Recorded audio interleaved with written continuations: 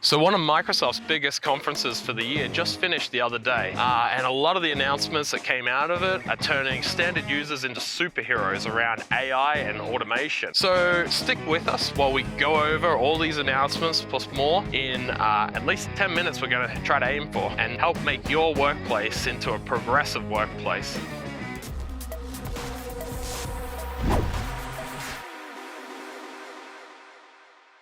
Welcome to our March special edition of Puck Online, where we'll be focusing on Microsoft Ignite that just finished the other day. We'll be going through a few of the major highlights that were announced and be able to look around while we're going through this in beautiful Queen Elizabeth Park here in Vancouver, Canada. The rain has stopped and the light is trying to shine through. So a lot of activity in the park today, beautiful things to see. So feel free to look around in this 360 view. So in general, what is Microsoft Ignite? It is a major event that Microsoft holds each year, which is targeted to end user customers. They have two other events that they hold each year, and the other two which are targeted to developers and Microsoft partners. Unlike those other two events though, where Microsoft teases us with ideas and vaporware and future direction, a lot of the announcements that come out here really ready for the market mostly. So Satya Nadella, who is the CEO of Microsoft, opened up the main keynote.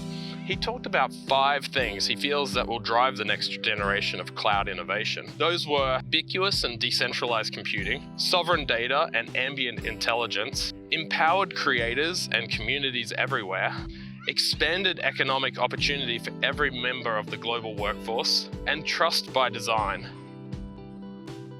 So one of the major announcements that came out of this conference was the Azure Mesh platform for mixed reality. As you might already be aware, Microsoft has HoloLens augmented reality headset. Plus they have their Windows mixed reality VR headsets and Windows mixed reality platform. They've really been positioning themselves as the conduit to allow vendors to make their own hardware and applications and services that integrate into their mixed reality platform, which is backed by Azure. Now, this mesh announcement will allow people in different locations with different devices to join and collaborate and share within a holographic space. During the keynote, Microsoft even started playing with the technology, allowing those with a mixed reality setup to be engaged and immersed even more, with some being able to pick what was happening around them by selecting a fish, selecting which fish would actually float around them. So there was quite a lot of Power Platform updates that were announced. This Power Platform is something that Microsoft has been working on to enable businesses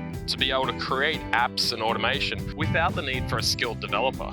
One of the biggest announcements around this was the Microsoft Power Automate desktop, which is now free for Windows 10 users. You can now download it, but it will also be available to Windows 10 users in a future update that'll be coming any week now. Now, RPA, Robotics Process Automation, is a term you may have already started to hear about over the last couple of years. Power Automate Desktop is an RPA solution, which is designed to help automate repetitive, low-value tasks. So if you find yourself today doing the same steps and processes manually in Office products or a select number of third-party applications, this might be something that you want to look at. I can see it fitting in where you might be doing end-of-month processes that happen at the end of every month the same way. This kind of sits in my mind midway between macros and AI machine learning. There was also the unveiling of Microsoft Power FX, which is an open source language based off Microsoft Excel, which enables users to express logic without coding skills. Again, this is a low-code solution to get more out of your everyday desktop Office applications. So Power BI Premium is coming out and it's turning GA in April, and it will see Power BI itself become easier with more advanced features around AI and also enable an end-to-end data platform with a simple drag and drop. This should be a good option for those who have outgrown Power BI, which has been quite a popular platform and very simple to use already. And Power Virtual Agents tool, which allows for the creation of chatbots without code, got AI capabilities. It can now tap into the knowledge around the person that they are chatting with, and they'll be able to personalize the conversation by tapping into that knowledge. As well, it'll be able to decrease the amount of clarifying questions it needs to ask. And there was also a lot of Teams updates announced, such as customer registration, also giving the host control to disable video and chat of attendees, post-event reporting and analysis, and also support for up to 1,000 users. But it will also, without you having to worry about it, scale beyond 1,000 users by putting attendees into view-only mode for up to 10,000 users. And then by the end of the year, Microsoft are planning to have support for this up to 20,000 users. There was also the new Microsoft Teams Connect, which allows you to share channels inside and outside of your workspaces, which will be quite handy. I do know once you start living in Teams, there's a lot of great material there that you want to reference while you're on calls with others from outside your organization. So I think this will be very useful. And now Azure. So yes, a lot of announcements and updates around Azure.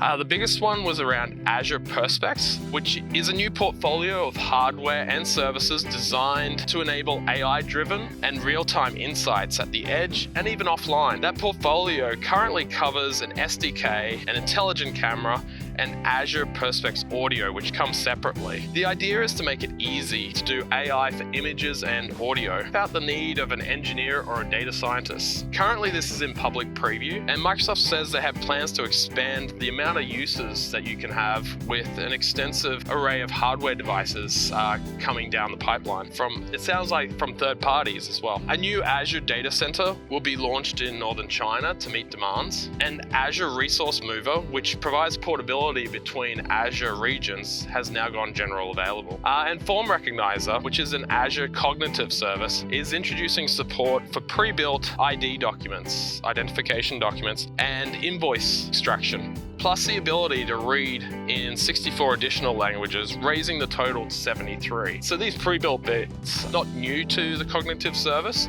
but it's great to see they're continuing with these, which allows people to get into cognitive services a lot quicker. And finally, there were lots of announcements around Cosmo DB. The following updates enable cloud-native and real-time analytics through the integration with Azure Synapse Link. So Azure Synapse Link for Cosmo DB, enabling cloud-native and near real-time analytics, can now be run over NoSQL data in Azure Cosmo DB, including MongoDB. Also, Mongo version 4 server support in Azure Cosmo DB API for MongoDB is now generally available. Azure Cosmo DB continuous backup and point in time is now available in preview, and Cosmo DB role-based access controls is now available in preview, which provides customers with an enhanced security for their data in Azure. So as I turn around, so you can see glimpses here of the downtown Vancouver skyline through the trees, I'll wrap up and stating the obvious that there was a lot more announcements here than what I've gone through today. But I felt these were the biggest ones that impacted end users and businesses, which generally speaking is the focus of the Ignite conference each year. There was a long list of Azure announcements, which I didn't get to due to time, such as hybrid solutions, storage improvements, Azure Arc announcements, new Azure backup announcements, and much more.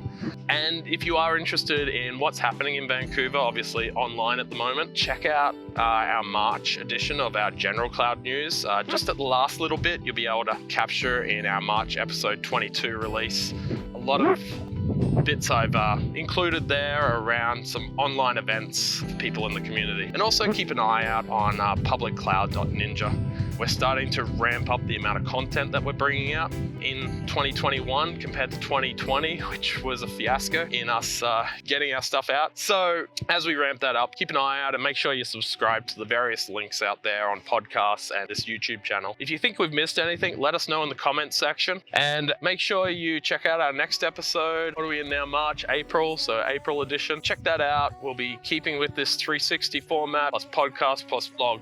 So until next time, keep challenging yourself.